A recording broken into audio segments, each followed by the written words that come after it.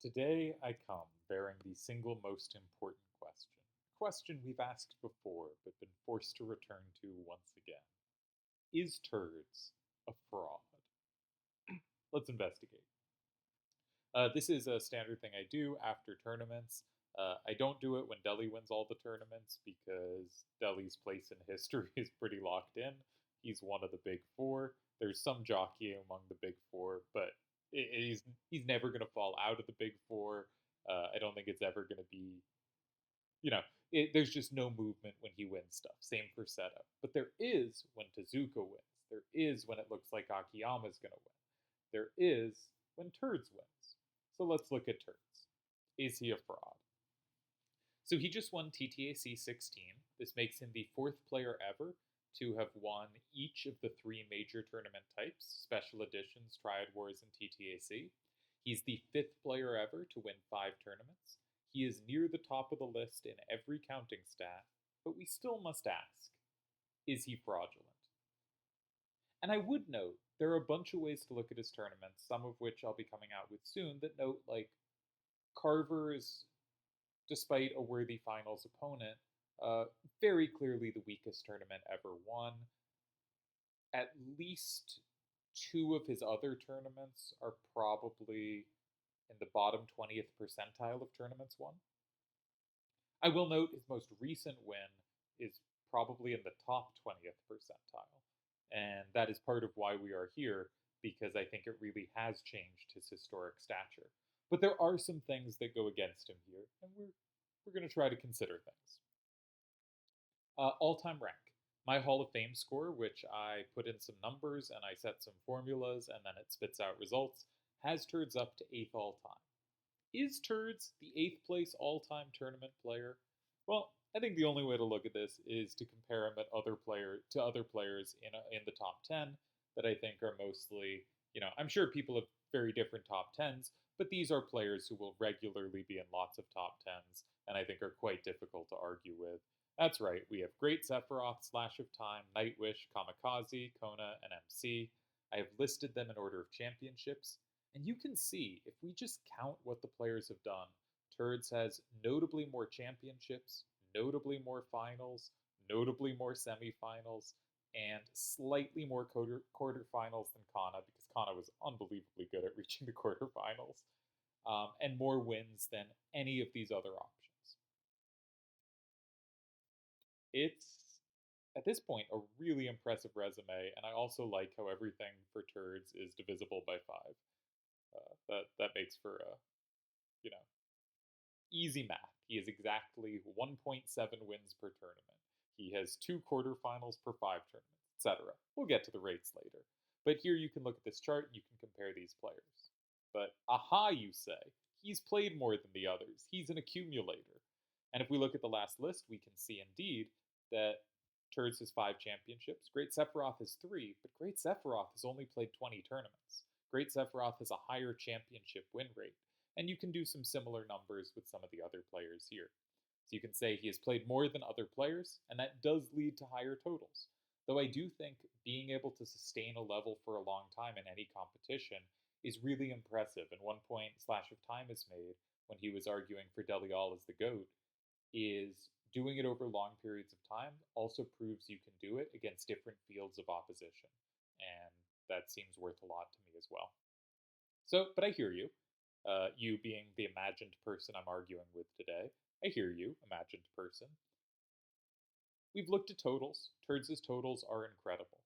But what about rates? How often is he making these things per tournament? A player that plays a lot longer but has a much lower peak is probably not actually the greater player, even if they accumulate more than other people achieved. So let's compare percentages. Now here, you can see that Turdz has a higher championship rate than everyone but Great Sephiroth, and he's done it much longer. He has a higher or equal finals rate to everyone but Nightwish, a higher semifinals or equal semifinals rate to everyone but Nightwish, and his quarterfinals rate is pretty much middle of the pack here. The only 2 players that look clearly better to me on rates of going deep in tournaments are Nightwish and Great Sephiroth, and you could argue either one on order. But I think those 2 have to be ahead of him here. But the others, look behind. Now, if we get into win rates, we can see some margins going the other way.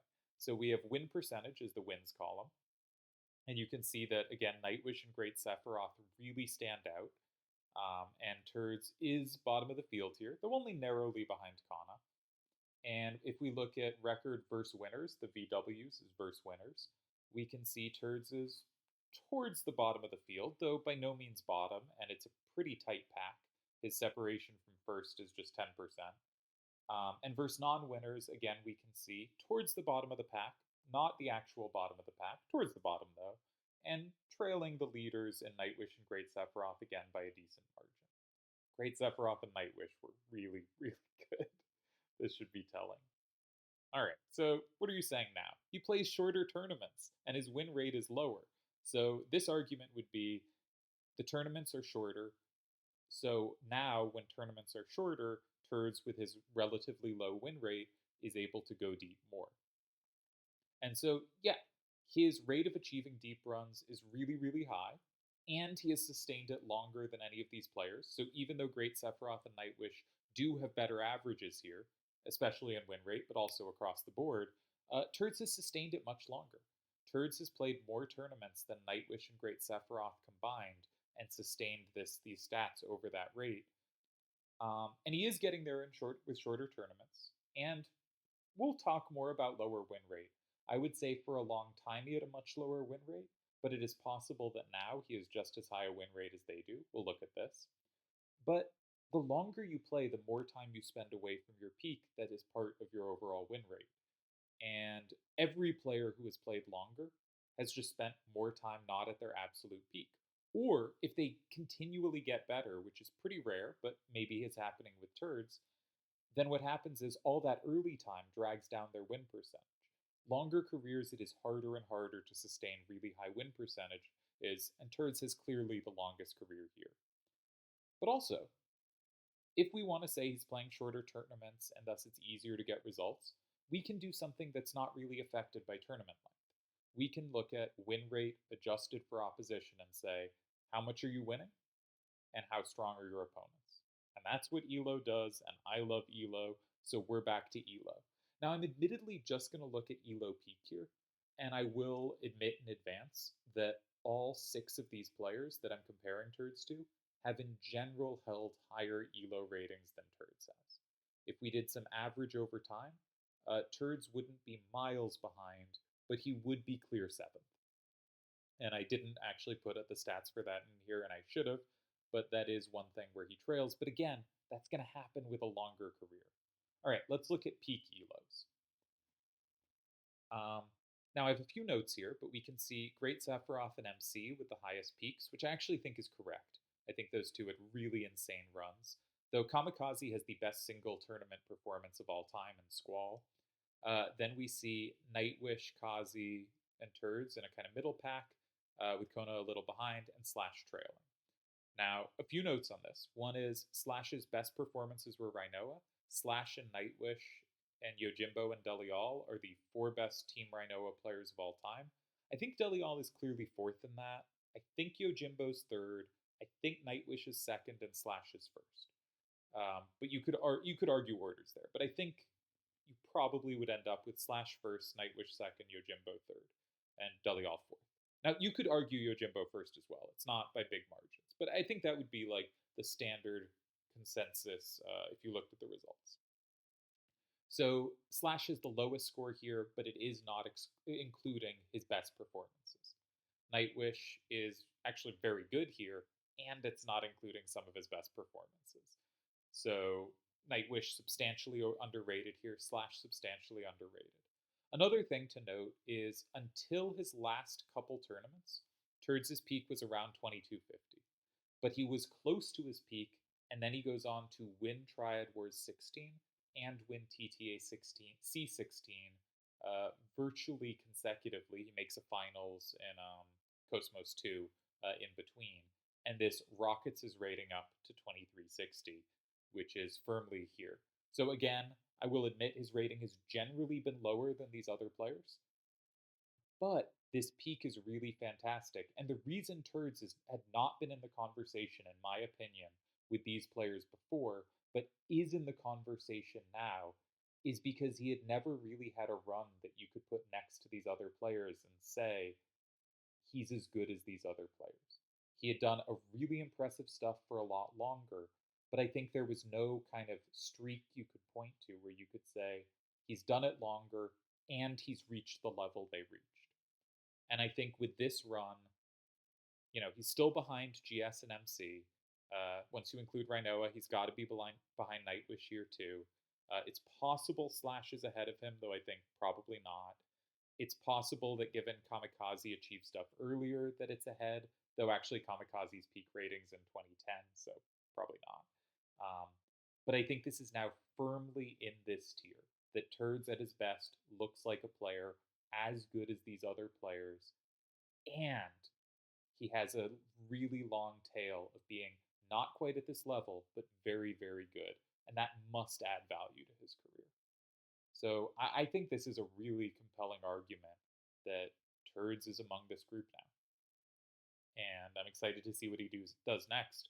But to me, he looks like he's got a similar peak, and he's been really impressive twice as long. That's really good. Okay. I don't care. You can't tell me what to think. Those others were better when they competed versus each other, so there. And I think this is kind of true.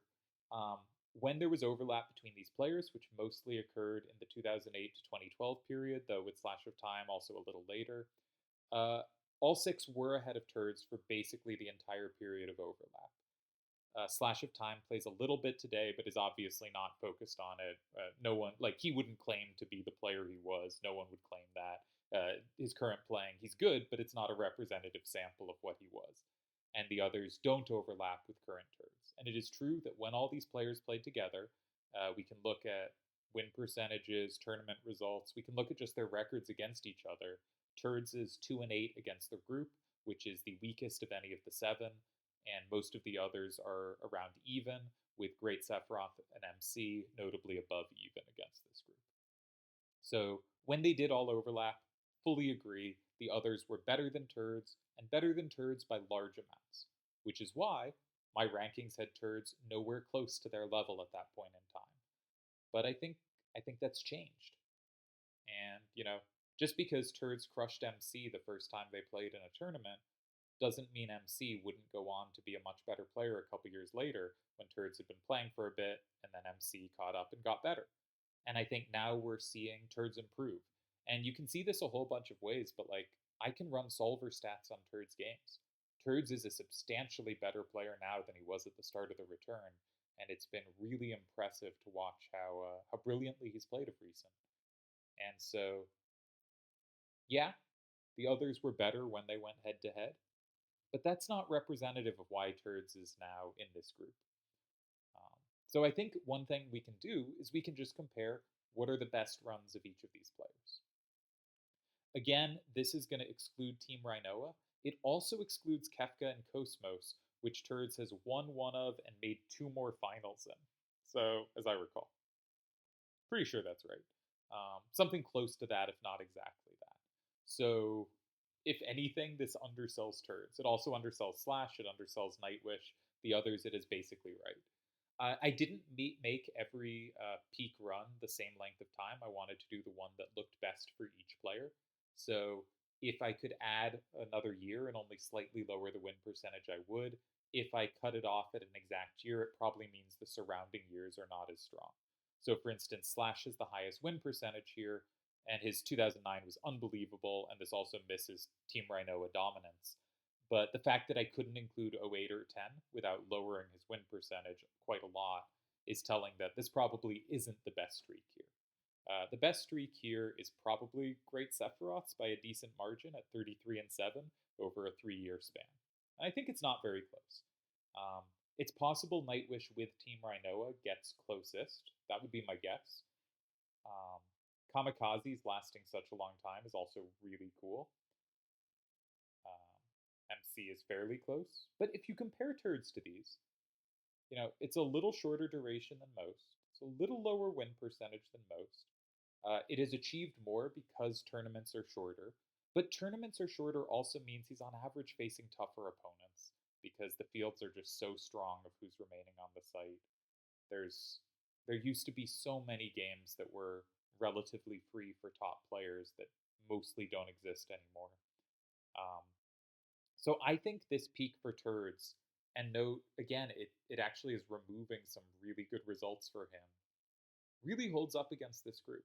I think the kind of consistent thing we've seen is Great Sephiroth is, I think, the best of this group. And I have Great Sephiroth fifth all time. And, you look at these numbers, I look at these numbers, that's how I do my rankings. You can see why I have Great Sephiroth in such incredibly high esteem. Um, I have Doc Evil 6th, which I know is low in many consideration. I have Nightwish 7th, and Turdz 8th looks kind of reasonable. There's a case for all of the others against him. Slash has these incredible Rhinoa performances that these numbers at least do not capture adequately. Um, Kana's ability to achieve icons and just go deep in every tournament. And if you kind of took like average performance in a like look at rating over time and just look what the average rating was, Kana is so consistently so very good that that's going to be a lot of time when Kana is just better than almost everyone, even if he's not quite the best player in the world type thing. Uh, Kazi has the best single tournament ever won. It's between him and Seto, I think. Um, Deli has one up there. Yojimbo has one up there.